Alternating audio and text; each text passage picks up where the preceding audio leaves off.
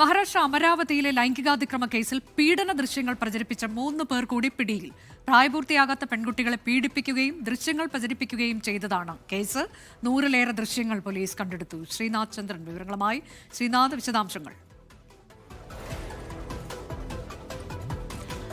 100-ലേറെ പെൺകുട്ടികളെ ഈ അയാൻ അഹമ്മദ് എന്ന 19-കാരൻ പീഡിപ്പിച്ചു എന്നതാണ് പോലീസിന്റെ പ്രാഥമികമായ നിഗമനം. അതിന് കാരണം ഇതിനോടകം തന്നെ ഇന്റർനെറ്റിൽ പ്രചരിക്കുന്ന ദൃശ്യങ്ങളാണ്.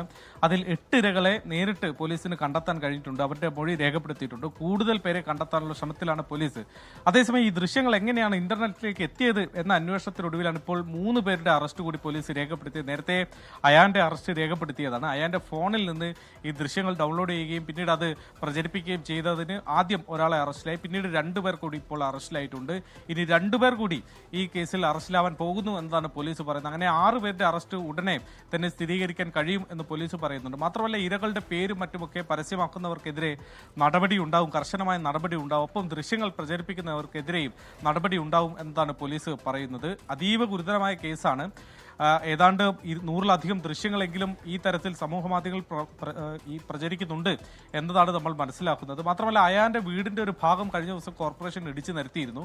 മുഴുവൻ വീടും 4 ദിവസത്തിനകം അതുമായി ബന്ധപ്പെട്ട രേഖകൾ ഹാജരാക്കിയില്ലെങ്കിൽ ഇടിച്ചു നിരത്തും എന്നുള്ള നോട്ടീസ് കൂടി ഇപ്പോൾ കോർപ്പറേഷൻ നൽകിയിട്ടുണ്ട്. ശ്രീനാഥ് ചന്ദ്രനാണ് വിവരങ്ങൾ നൽകിയത്.